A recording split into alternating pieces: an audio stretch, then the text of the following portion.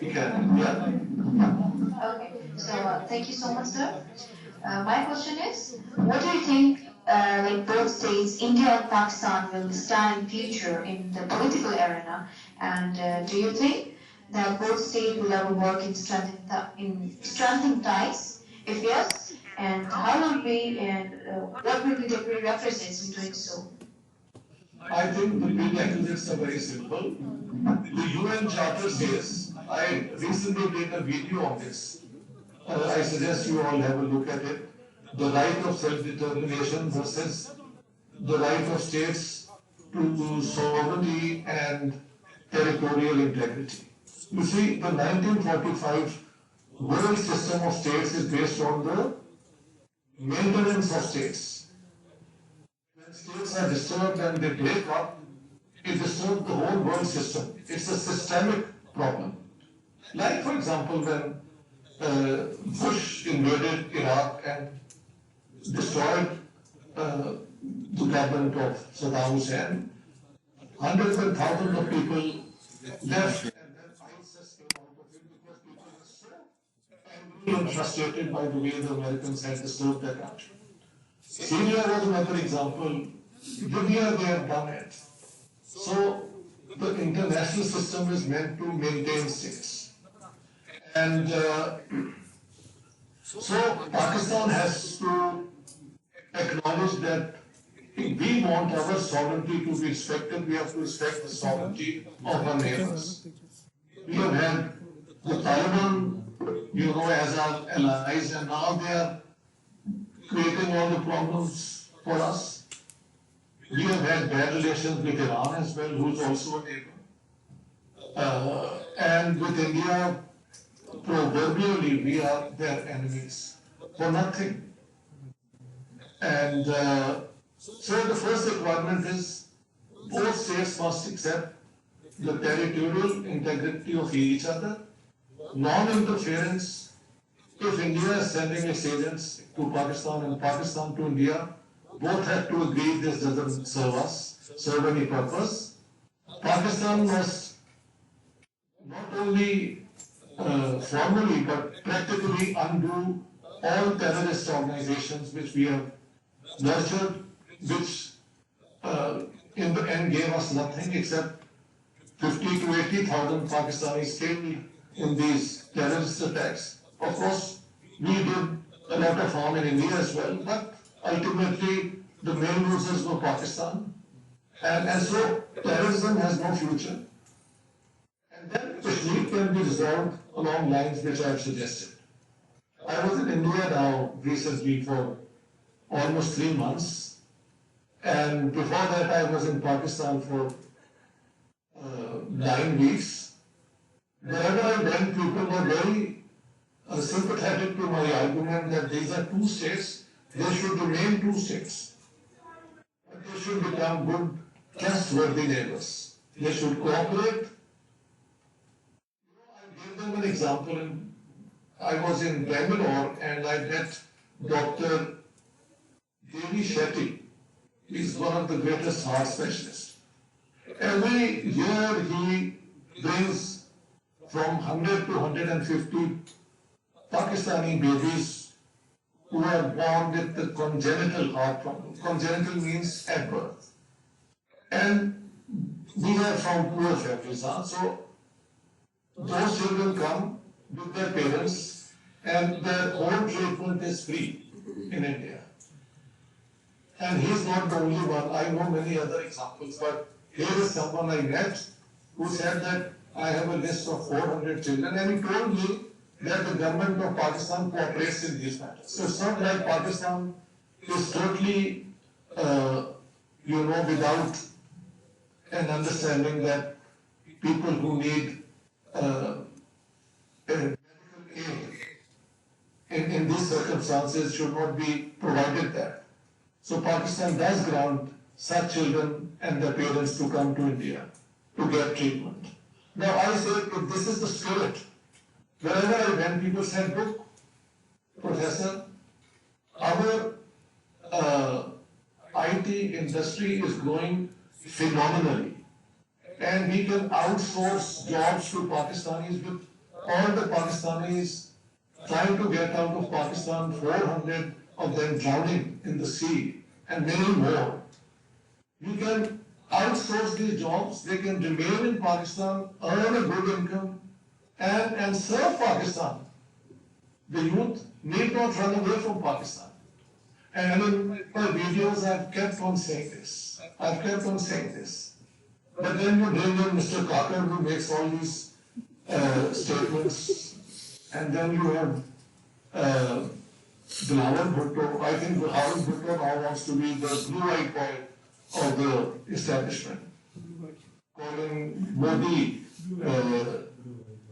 I think, the butcher of Gujarat. Hey, you don't use these words when you are Pakistan's diplomat number one. You have to be very careful with the words you use in public. But when you do it to catch the eye of the establishment, that's a different matter. So we don't have people who have a vision, who have an integrity, and who can stand up and speak the truth. How will we ever manage it? Will we ever manage it? I don't know. But if India and Pakistan really become normal neighbors, I tell you, in the next 20, 30, 10 years, this region can be the engine of growth. This is the only region where people are educated, qualified, and yet because of this politics of confrontation, nothing is going forward. The Iranians want to send gas pipeline, which they want to take to India because that's the big market. So do the Russians, but Pakistan doesn't take grain. So we are, I use a word called nihilism. It means self-destruct. We are very fond of destroying ourselves. Unless we get out of this mindset and this hatred of India is given up, we have as many Muslims in India, actually more Muslims in India than in Pakistan. So why can't we turn our head eastwards? We keep on turning towards the west, towards Mecca and Medina, very good, that's religious. But in the Arab countries, for 4 generations, Pakistani and Bangladeshis and Indian Muslims can live there, but they don't get the citizenship rights. In 5 years, 3 years, depending which European country, you become a full citizen. So which country treats you better or used to? Now, of course, everybody is worried about the Muslim presence in Europe because here also they create trouble and problem for the local societies. I've never seen Hindus creating problem. Never seen the Sikhs creating problem except when the turban is in the question. Nothing more. Buddhists, so many others. That wherever you have Muslims, they are going to create some sort of problem for the local society. This has to be said because I am speaking to a university audience and I want all of you to know what I have seen around me. Thank you so much.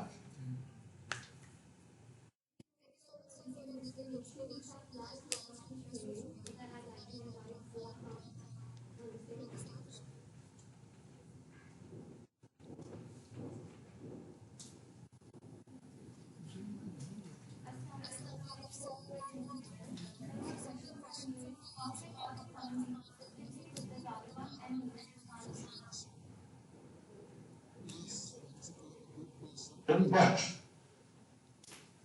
the answer would be the establishment realizing that we have been unfair to the viewers for too long.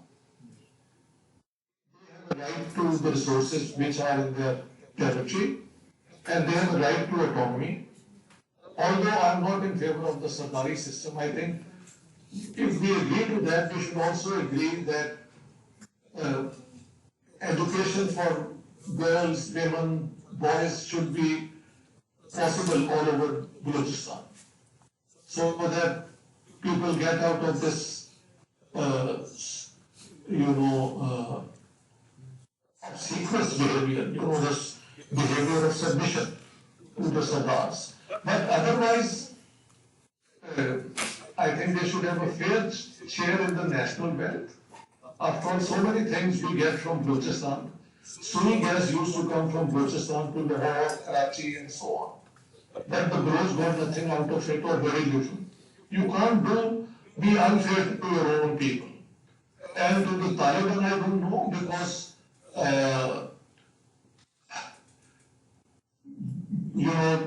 Pakistani military planners were thinking of strategic depth being in Afghanistan.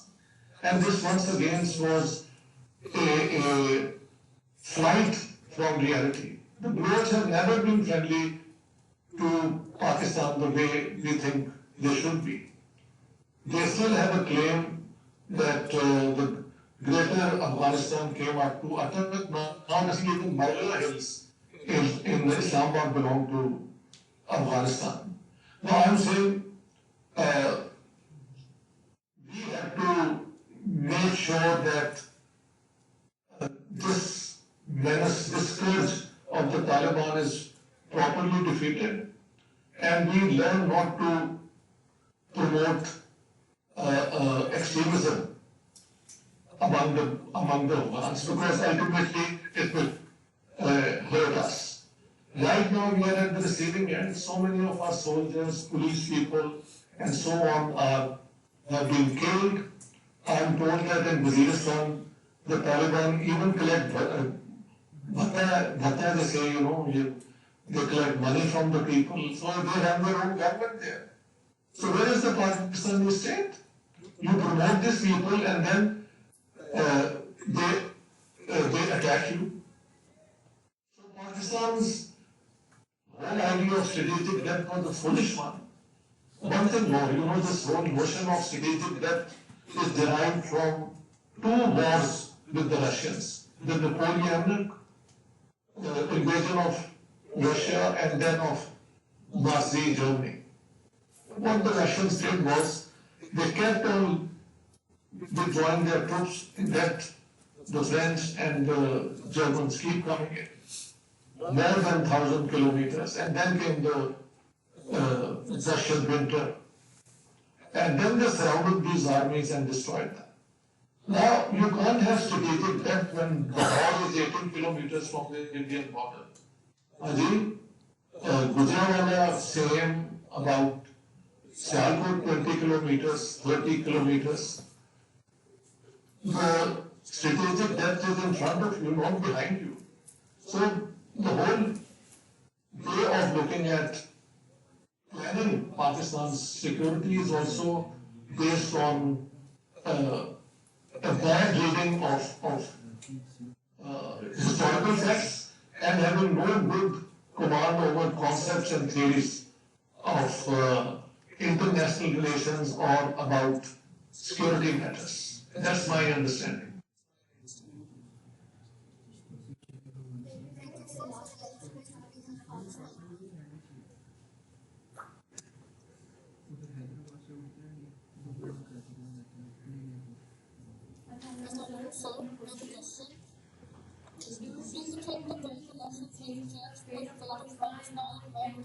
From the previous elections? I have no answer because the legitimacy of an election has to be accepted by the people. There is the legality and the legitimacy. You may have procedural corrections. You may follow the procedures correctly. Even that is questionable, as we know. Okay?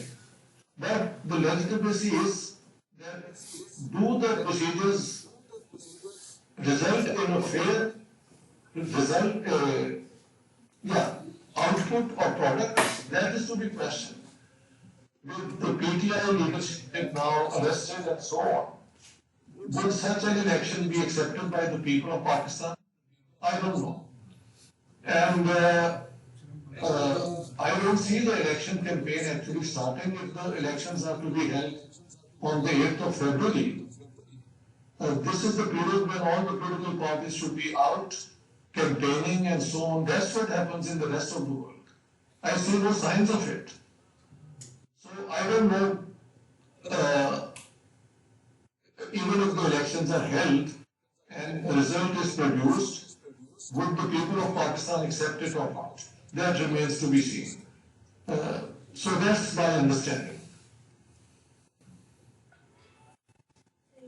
Thank you so much, sir, for the detailed explanations as we approach the conclusion of this discussion. Thank you for gracing us with your presence and obliging us with your remarkable knowledge. I would like to express my deepest gratitude to the Lead on organizing this session and everyone who took part in this discussion. Your engagement has truly made this session special. So would you like to say something before we end the session? Well, I would like to take this opportunity to say that the world changed because the universities became forums for open discussion. And I'm so happy that I have been allowed by the authorities to present my views. That's a good sign. When I came to Lahore on the 13th of January this year to discuss my book on Jinnah, I was not too sure how I will be treated in Pakistan, but honestly, nobody harassed me, nobody intimidated me. So there is something in Pakistan which is to be appreciated. I think there is an understanding even in the establishment that you can't shut out dissenting points of view. Let people express their point of views and maybe we learn from them. So I hope the learning process is allowed to go on. Letting me talk to a university in itself is the strength of Pakistan, not a weakness. And let's hope this becomes something common. When I speak to you, I don't do it with a view to be negative, but to point out what is the problem and, if possible, give you positive, productive ways of dealing with it. And in that spirit, I take upon these invitations and my responsibility. So my heartfelt thanks to the Department of International Relations and this wonderful University of Modern Languages in Multan. I'm extremely happy, delighted, honored, and privileged to have spoken to all of you. Thank you so much.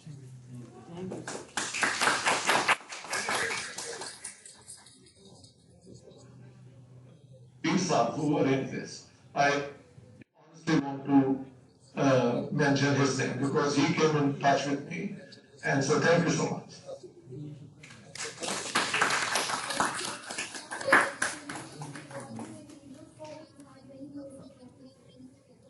Have a wonderful day.